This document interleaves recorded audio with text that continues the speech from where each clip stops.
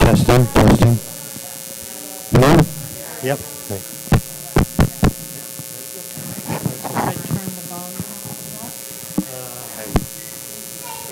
When that's over. Yes.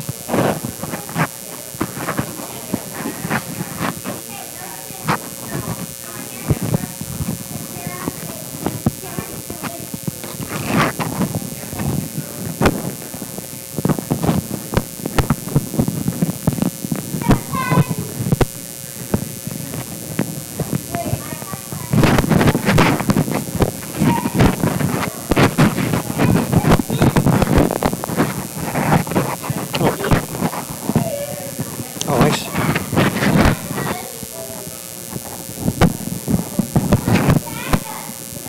Can you guys hear me okay?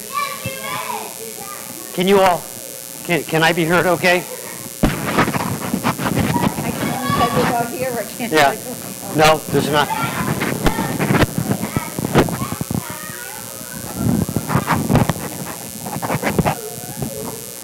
Can everybody hear me? Not to the... Oh, there we go, like that. Oh, close. Oh, okay.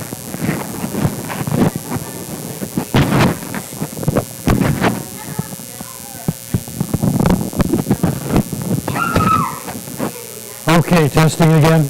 Testing. Much better. Okay. All right. Good. We have a plan.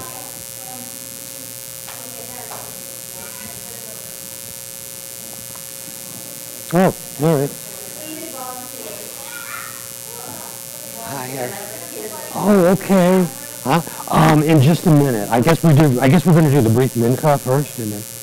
Oh, wait a minute. I went to a cottage, too. Yeah. So I want to do this. Yeah. So we're going to do that first. Chavirim, I think we can begin. Chag Sameach to everybody.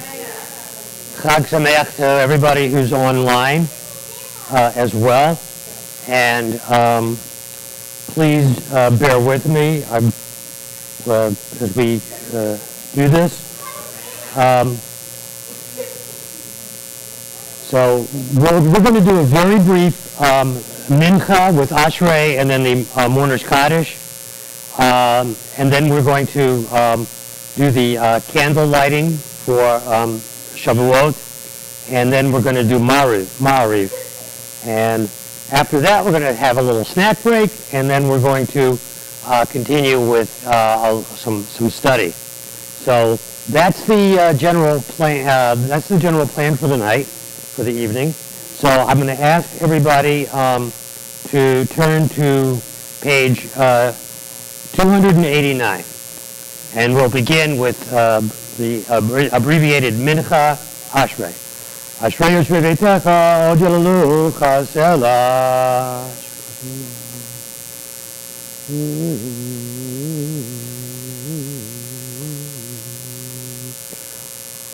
Malchutecha, Malchut Kol Alamim, Umemshaltecha, B'chol Dor Vador.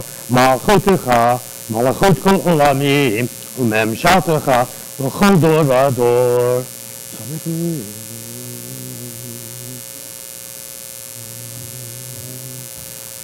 ואילת אדוני ידבר פיו, יברך כל בשר, שם קדשו לעולם ועד, ואנחנו נברך יה, מעתה ועד עולם. Hallelujah.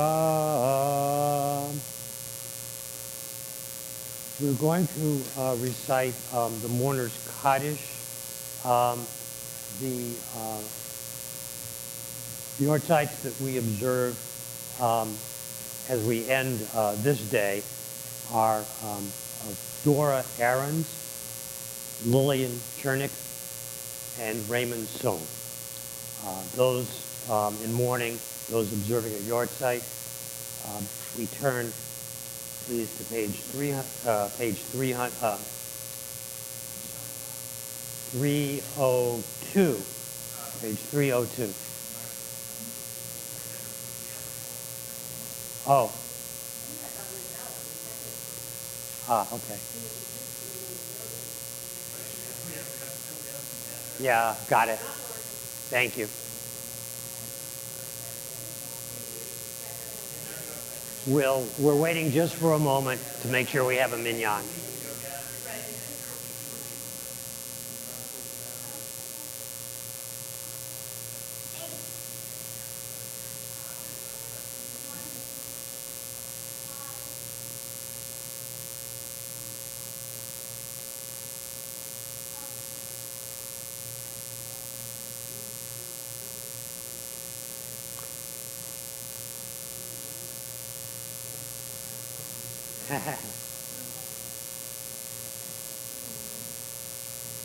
Harriet is counting in the correct manner.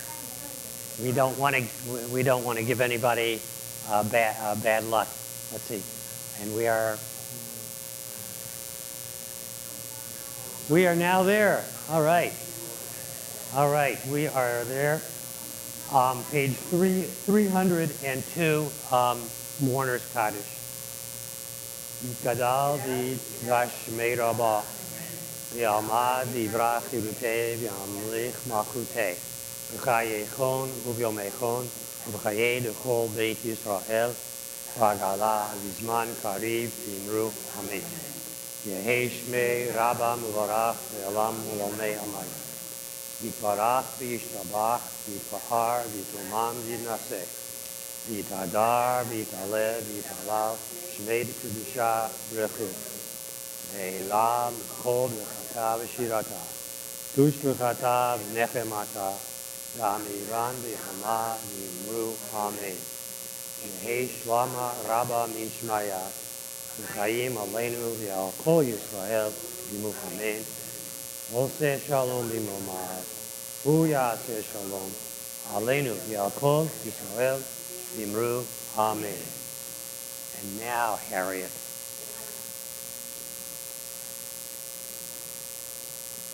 Here we go. We are on page 79.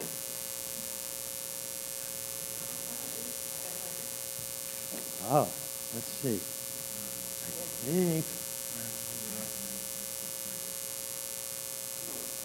What happened? Let me see. I've done this.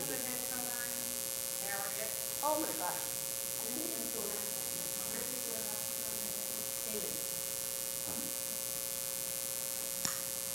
There we go. I like that. There we go. Like, just push that. You want to hold it like and turn it. Two more Trigger? like that. My thing on it right there. I don't have a good trigger finger. Can I put my finger on top of it? Yeah.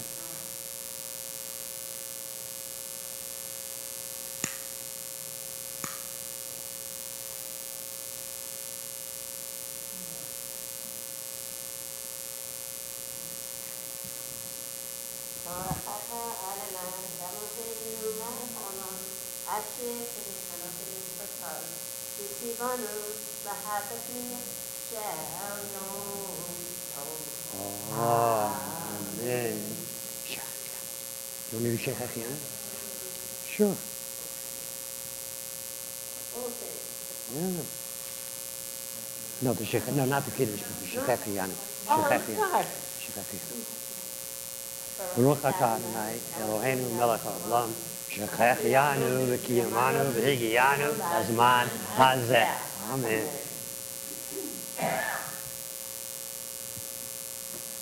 Chaverim, we now go to Ma'ariv, and we go to, in the book, to page 39. 39, okay. Okay. And please rise as you are able. Baruch hu et Adonai hamevorach. Baruch Hashem borach leolam vaed. You may be seated. Baruch Adonai hamevorach.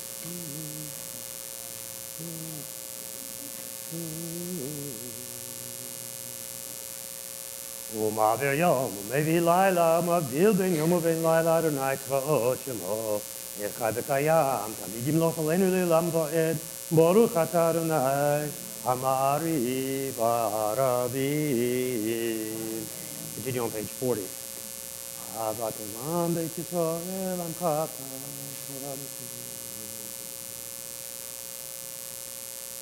little tune down 5 lines from the bottom of page 40.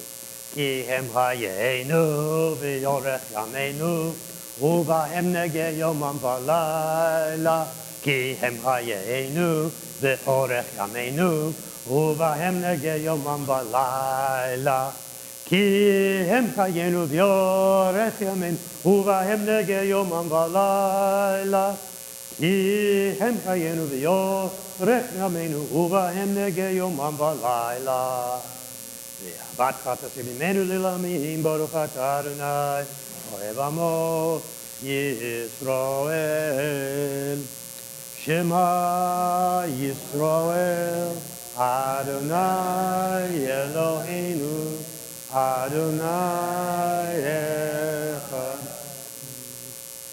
V'ahavta et Adonai Elohecha b'chol levavecha ובכל נפשך ובכל מאודיך היו הדברים האלה אשר אנוכי מצווך היום על לבניך ושיננתם לבניך דיברת בם ושיתך בביתך ובלכתך בדרך ובשכתך ובשמך וקשרתם להיות על ידיך היו לטוטפות בין עיניך וכתבתם על מזוזות ביתך ובשעריך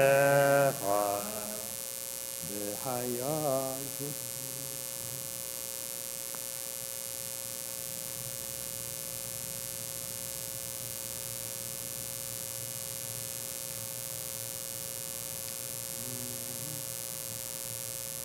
ויאמר אדוני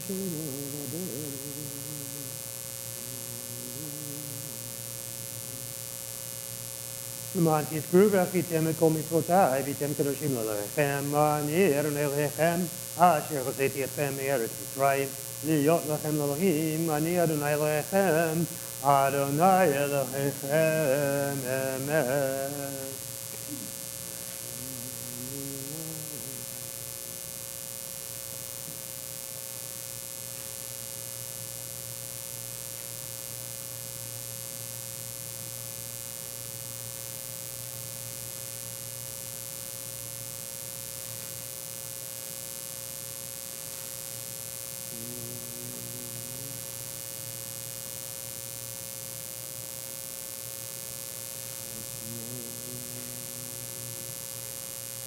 Page 44, ומלכותו ברצון קיבלו עליהם משה מרים ובני ישראל הכנו שירה בשמחה רבה ואמרו כולם מי כמוך באלים אדוני מי כמוך נדר וקודש נורא פילות עושה פרק. חוט חרו בנך ים לפני משה זה לי ענו ויאמרו אדוני ימלוך לעולם ועד ונאמר כי פדה אדוני את יעקב וגאלו מיד חזק ממנו ברוך אתה אדוני גאל ישראל. Continue on page 45. Hashivenu Adonai Eloheinu l'shalom yamin.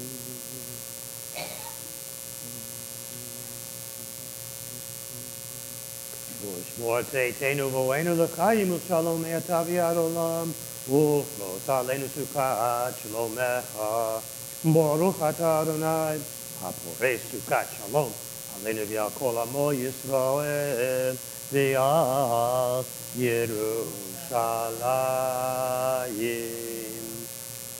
We're now going to, we rise and we're going to recite the verse for the festival and then go to the Chatzi Kaddish and then go immediately into the festival of Midah, which appears on page 300. After the Chatzi Kaddish, we'll go to the festival of Midah, which appears on page 306.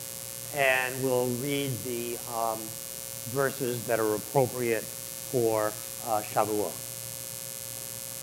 Vaydaber Moshe moadei Adonai el bnei Yisrael yikadav yikadash meirabah amad yivra chilutei v'yamlich malchutei b'chayechon u'vyomechon ובחיי לכל בית ישראל בגלה בגלה ובזמן קריב אמרו חכמים יש מירה במבורך מעולם לא מימיו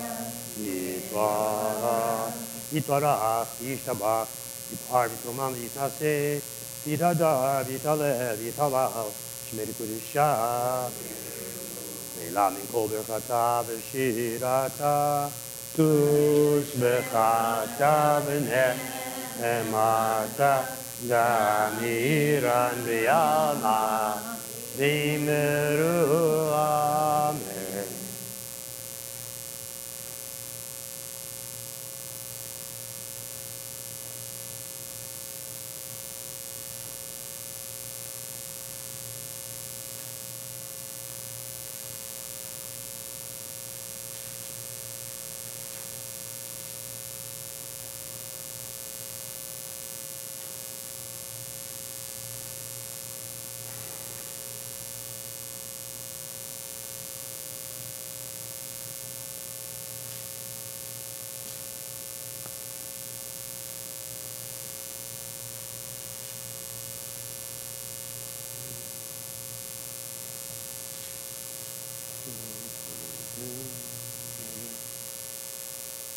חג השבועות הזה זמן מתן תורתנו.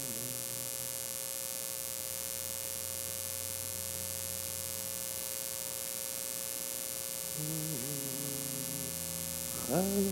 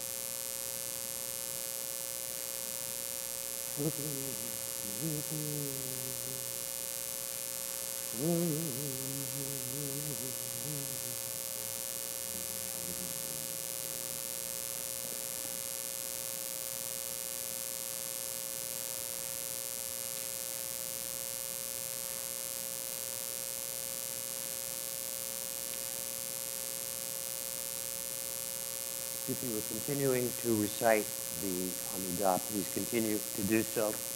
On page 327, we're going to recite the prayer for healing, and I don't have the full list, so we'll follow the minhag of announcing those of you, those of us here who would like to announce can do so at the appropriate time. May the one who blessed our ancestors, Abraham, Isaac, and Jacob, Sarah, Rebecca, Rachel, and Leah, bring blessing and healing to anybody? Aaron, Owen, Matthew, Jim Denby, Sheila Grassi, Ken Brooklyn, and Jeffrey Campbell.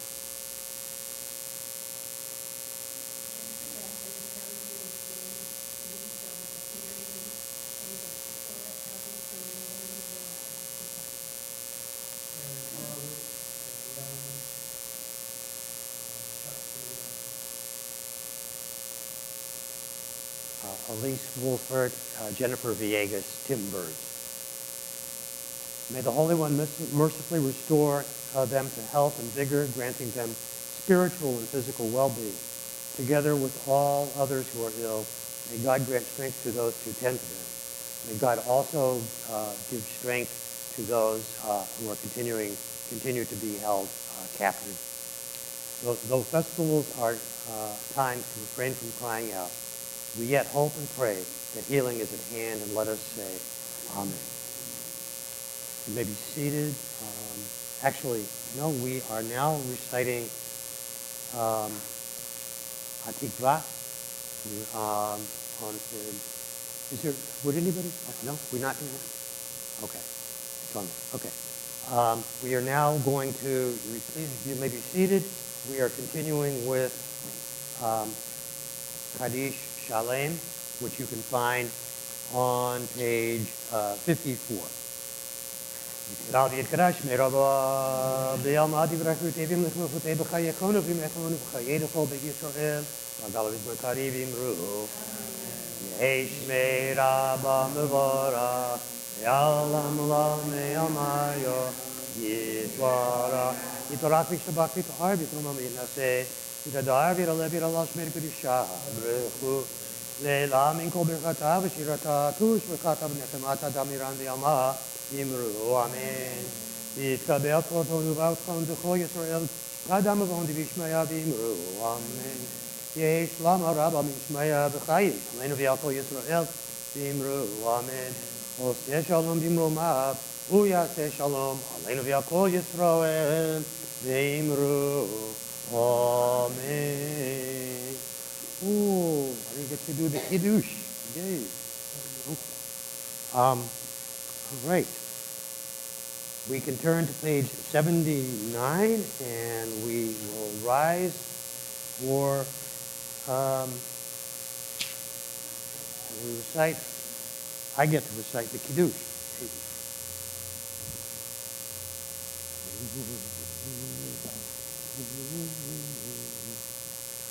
Baruch atah Adonai Eloheinu melech haolam borei pri hagafen. Baruch atah Adonai Eloheinu melech haolam asher bakar banu mikol am v'manu mikol hashon v'kidshanu b'mitzvotav v'titen lanu Adonai Eloheinu b'yava moadim l'simcha Chagim uzmanim v'sason et yom chag hashavuot hazeh matan toratenu mikra kodesh zecher l'tziyat mitzrayim kivanu v'chata v'yotanu kidashta mikol ha'amim u'moadei kadshecha v'simcha v'sason inchaltanu Baruch atah Adonai Mekadesh Yisrael v'hazmanim. Baruch atah Adonai Eloheinu melech haolam שהחיינו וקיימנו והגיענו לזמן הזה.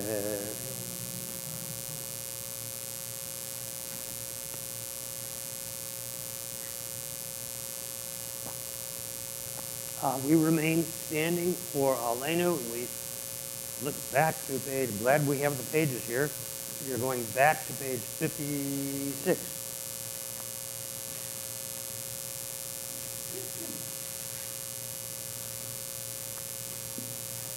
עלינו לשבח לאדון הכל, לתת גדולה ליוצר בראשית, שלא עשנו גויי ארצות, ולא שמנו משפחות האדמה, שלא שם חלקנו כהם, וגורלנו ככל המונם.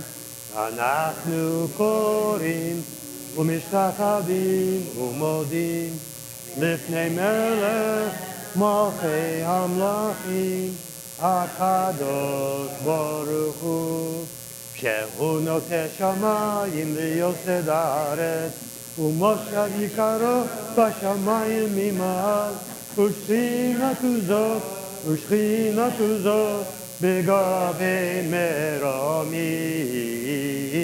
הוא אלוהינו אין עוד, אמת מלכנו אפס זולתו, ככתוב בתורתו, תידעת היום,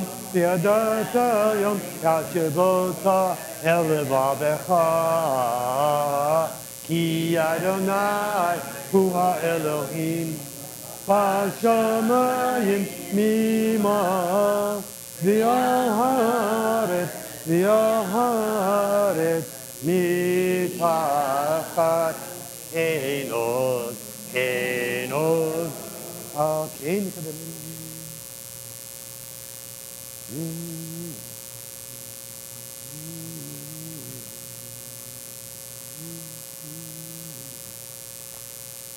ככתוב בתורתך, אדוני ימלוך לעולם ועד, ונאמר, והיה אדוני למלך על כל הארץ, ביום ההוא, תהיה אדוני אחד, ושמו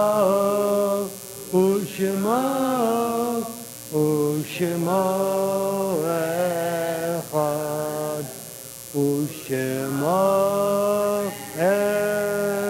echad. We will recite a mourner's Kaddish, and those the yortzites that we're observing this evening are those of Walter Dorr, Howard Fleischman, Eugene Lewis, Milton Raisman, Barbara Stoller, Henry Allen Zoll. Those in mourning, those observing a yortzeit. We turn now to page 58. Yitkadal v'yitkadash shmei rabah, ve'alma divrach yutei v'yamlich malchutei, v'chai yechon u'vyom echon u'v'chayei d'chol beit Yisrael, v'agala v'zman karib v'imru amen. Yehesh mei rabba rach nelam l'nei amaya, yitparach v'yitpach v'yitpahar v'yitmam v'yinaseh, yitadar v'yitlev v'yithalal shmeid v'yisha v'richut, ve'ela v'minkom v'chata v'shirata, tush v'chata v'nechemata, Gamiran v'yama v'imru amen. Yehesh lama rabba min shmaya, Chaim aleinu v'yakol Yisrael v'imru amen. Aseh shalom b'nimav, Uyaseh shalom. Aleinu v'yakol Yisrael v'imru amen. Janice is going to take over. Okay. Baruch Tiyeh. Yasher Koach, Marvin, thank you so much for pinch davening. We're going to take about a half-hour break now for some dairy treats, and then we'll reconvene in the sanctuary at 8:30 for our study sessions. So thank you all, and folks at home, I hope you get cheesecake. Or a milkshake. My grandson was excited to know that on Shavuot he could have a milkshake.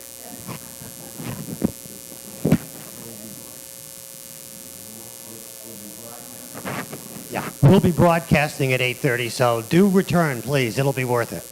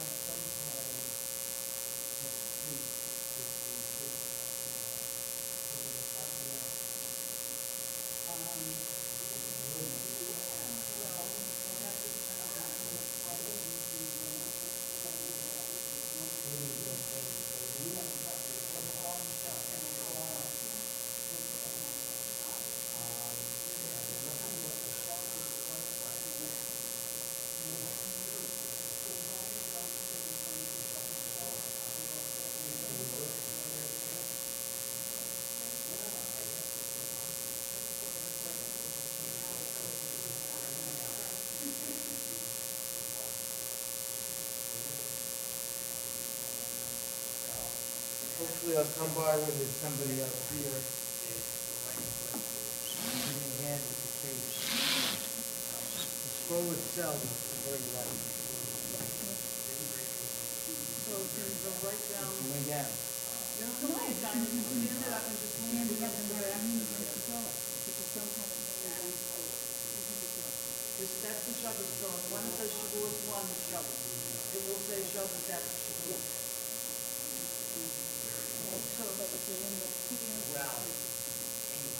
You don't want to put one of these Torahs in the No, chapel for the, no, because people will get upset because we will have messed up the pattern. Okay. Yeah, so they put it in wrong.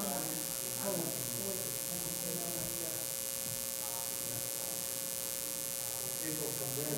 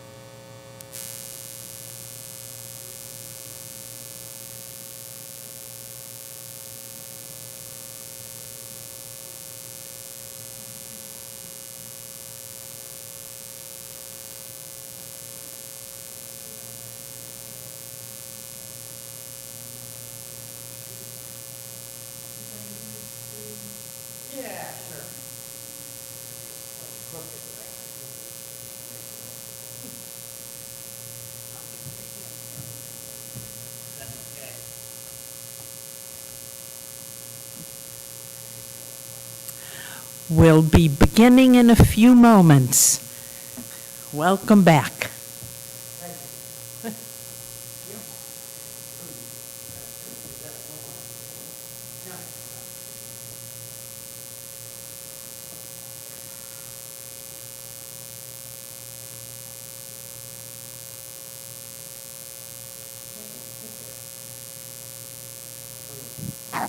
Hello?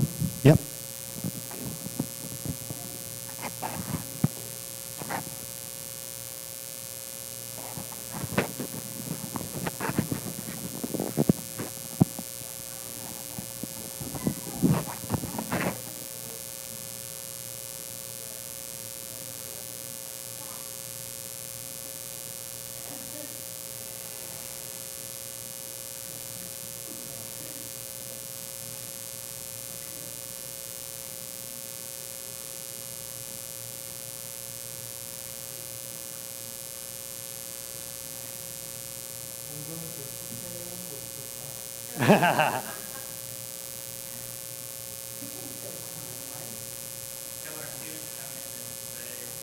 Yeah. Yeah, there you go. Oh, yeah. Yeah, if we can pass. Yes. Yes, we can share that.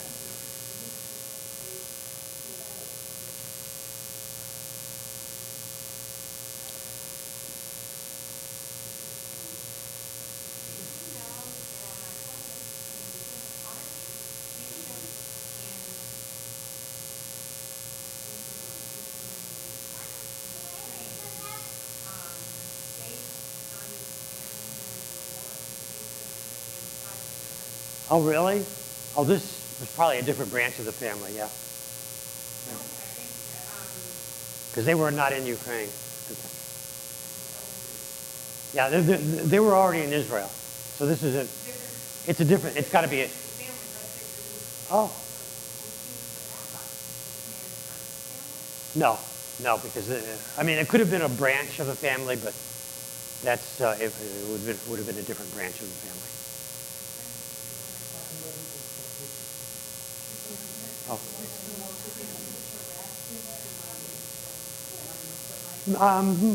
If people want to ask questions at the end. So, all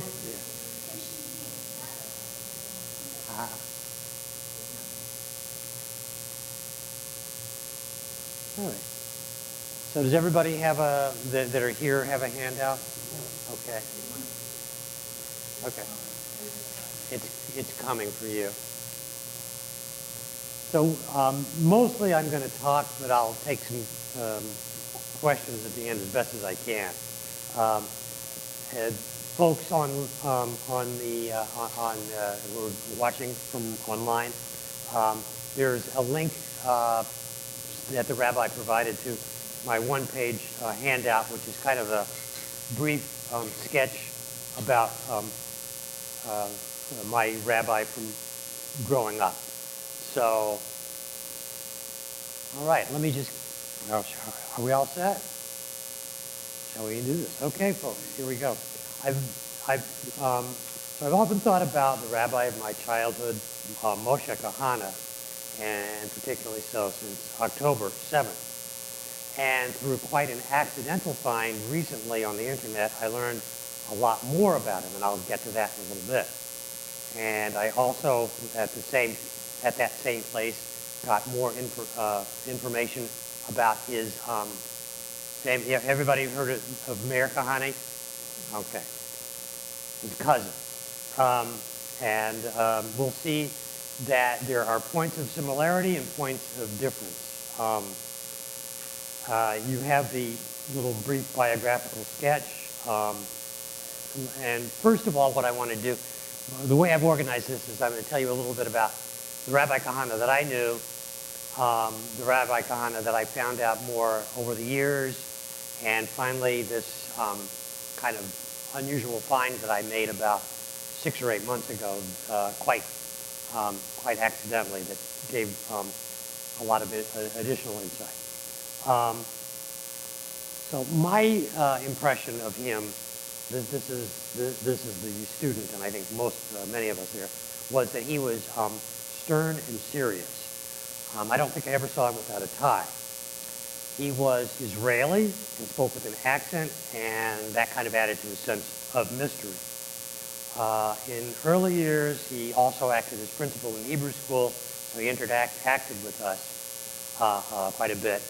And when he would come around, we were misbehaving, something like that.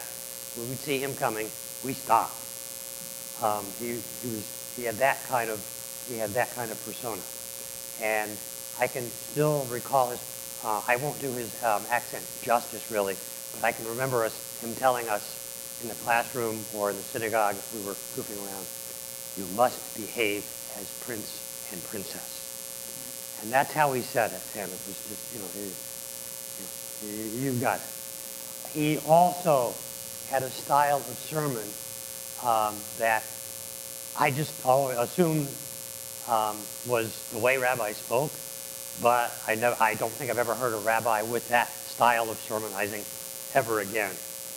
I think the way I would characterize it is fire and brimstone. He spoke passionately and emphatically. He had an accent. His English wasn't always great, but he was emphatic, and he sometimes did this. And he really had your attention. I don't recall a lot of the details about the sermons, but I can recall some general things. They did not generally deal with finer points of halakha. Okay, the person who I'll talk about in a few minutes, who wrote this dissertation that I found, described his approach as ethical Zionism, and those were his two main topics: ethics and Zionism. We'll see that he was very involved in the civil rights movement.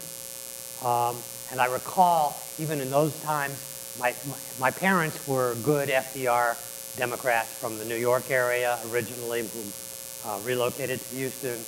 And I recall them telling me that not all of the congregants were fully on board with Rabbi Kahana, at least in the early days, in the early to mid 60s. Pretty interesting. They did mostly come around eventually.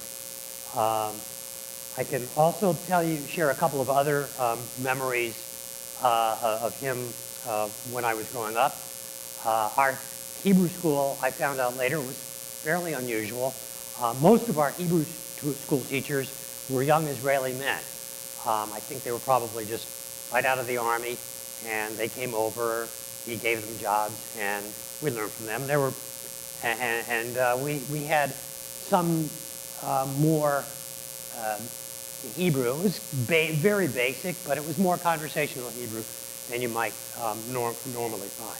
That went part and parcel along with history and liturgy and so forth. And we also learned some of the old Zionist songs. And I remember we also contributed to the Karen Ami charitable fund that made donations over to Israel. So Israel and Zionism was certainly a big part.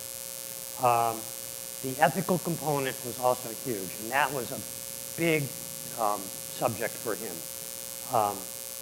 I can remember he particularly focused on the verse from Bereshit. You'll recognize it. And God created man in his own image.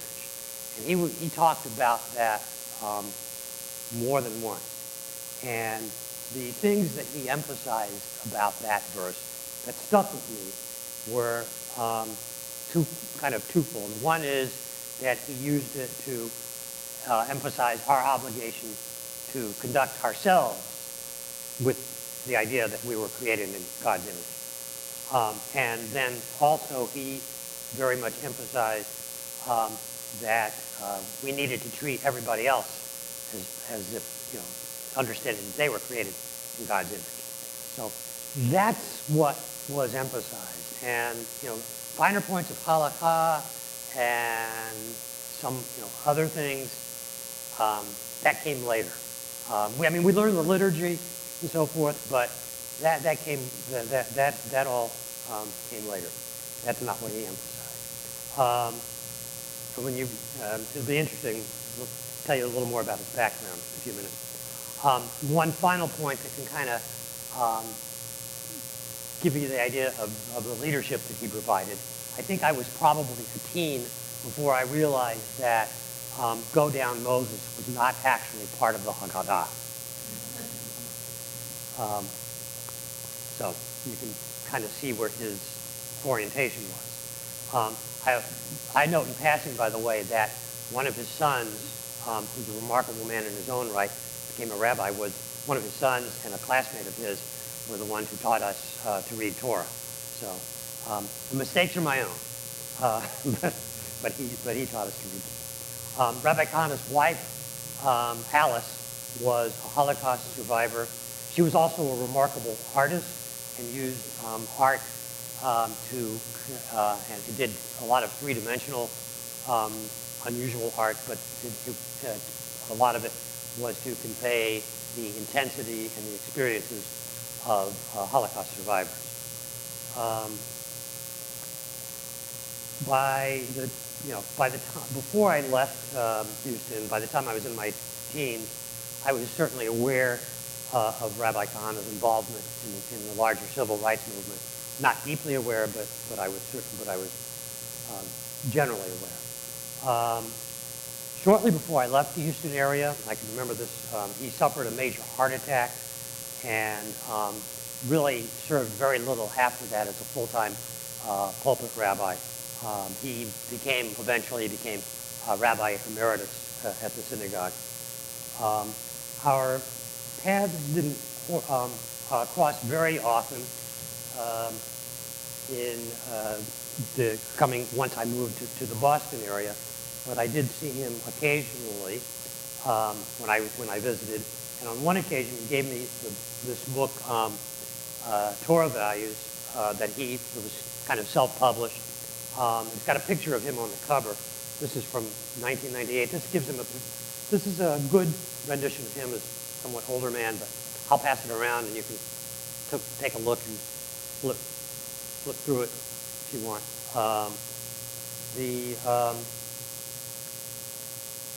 And there's, I'll use a couple of excerpts from the volume as we're talking. We also met, as it happened, about a year before his death at a somewhat difficult time in my life. And I'll just say about that he was a very kind and understanding person and gave me a lot of strength and hope at that time. I happened to also be in Houston when he died in 2004. I attended his funeral. I learned a little bit more at that time in the previous about his life, and I'll share a few of those outlines right now. He was born in 1922 in Tzfat. In 1938, while traveling on the Akra Tzfat Road, his mother, grandmother, and several others in his entourage, he wasn't there. His mother, grandmother, and several others were murdered by a band of Arab terrorists. This is all stuff I learned later, much later. In the early 1940s, he joined Hetzel, or the Irgun. I had known that he was part of it, but I learned more about it. And if you're familiar with Hetzel, it was the militant organization that conducted attacks against British occupation in pre-statehood Palestine. He also fought in the war of Israel's War of Independence. He didn't write, or to my memory, he didn't talk a lot about those days. But in the book that I'm passing around, it has this excerpt.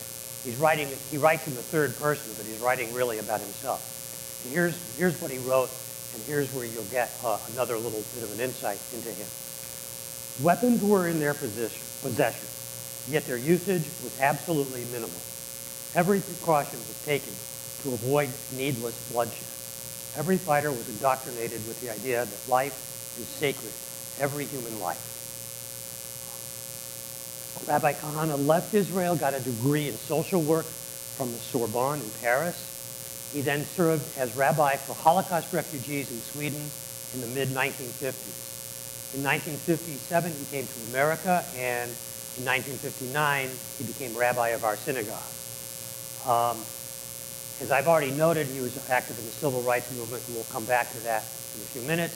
He also was, as I said, a fervent Zionist, and established, after the liberation of Jerusalem in 1967, he established in Houston, Yom Yerushalayim, observance. And he envisioned Yom Yerushalayim ideally as a religious observance that would include a kiddush, reciting of Al Hanisim, the same prayer that we recite on Purim and on Hanukkah, and blowing the shofar. And you'll get a feel for his tone from this excerpt, from the liturgy that he wrote for Yom Yerushalayim. It's in that book. The profound significance of this return to Jerusalem transcends its military, political, nationalist, and sentimental importance. The liberation of Jerusalem carries with it the hope that the prophetic vision of Jerusalem shall soon be realized. The sacred vision of understanding, forgiveness, and reconciliation, a vision of mutual respect, appreciation, and compassion, the most sublime vision of humankind. That's how he wrote Soul and God. As we discussed, he had a cousin. And by around 1970, we were all aware in Houston of Mayor Kahane, and we were aware that they were cousins. I'm sure Rabbi Kahane spoke about his cousin, but I can say I don't have a memory of him doing so. But we'll come back to the research and kind of the compare and contrast in a minute. In preparing for my trip to Israel, I found myself doing a little more research about my Rabbi Kahane.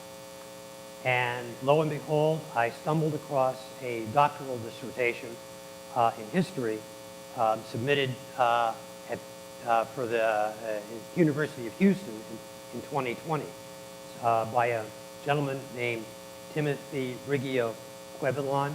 And I've looked him up. He's now a professor at Western Kentucky University. I've emailed him. I haven't heard back. I'm curious to see if I make contact with him. But the title of his dissertation, which is about 250 pages long, was From Palestine to Howard Beach in Houston, Mayor Kahane, Moshe Kahane, and the Anti-Colonialism of American Civil Rights Struggles.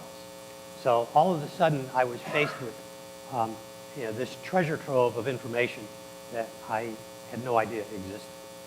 He conducted interviews with different family members whom I know and did a lot of research. In general terms, the dissertation provides a comparative biography that describes the very different trajectories of their lives. The deep background is that the family were Hasidim who came from Galicia to Tzfat in 1873. This is their grandparents. The cousins, Moshe and Meir, were the sons of two brothers. In 1925, when Moshe was a child, his uncle, later Meir's father, emigrated, his name was Charles, emigrated to the United States and settled in New York. And Meir was born in New York in 1932. The dissertation that I'm talking about by Quevilon, I'll just refer to it as the paper, that's easier to say.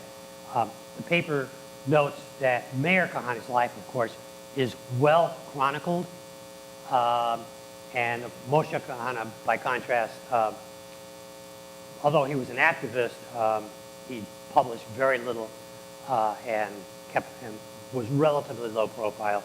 Obviously, he was in Houston. He was a little away from the mainstream of a lot of things.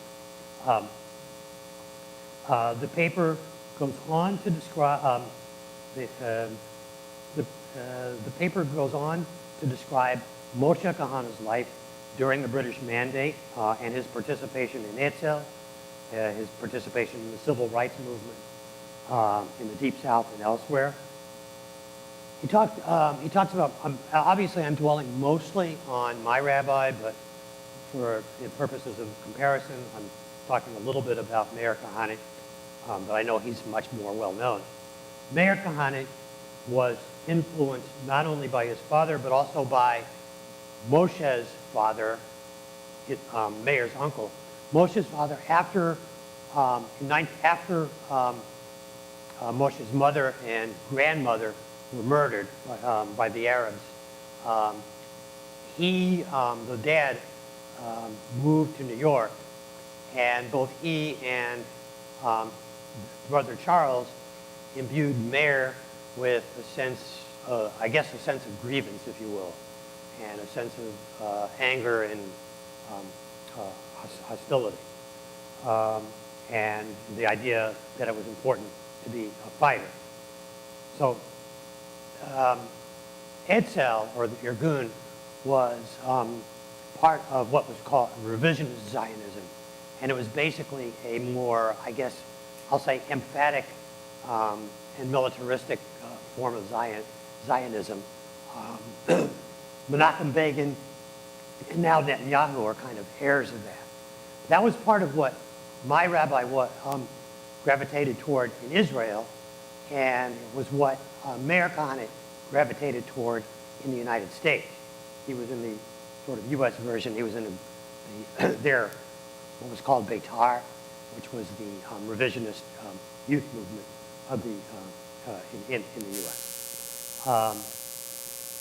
The paper goes on to describe his emphasis on Meir Kahane's emphasis on violent self-defense and hard line against perceived threats against Jews in U.S. and Israel.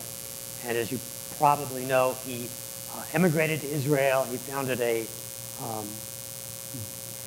anti-Arab party that was too radical for the Knesset, and his party was eventually banned from the Knesset. And he was assassinated in New York in 1990. Quivalon, the writer of the paper, emphasizes that they traveled very different routes in terms of American domestic politics.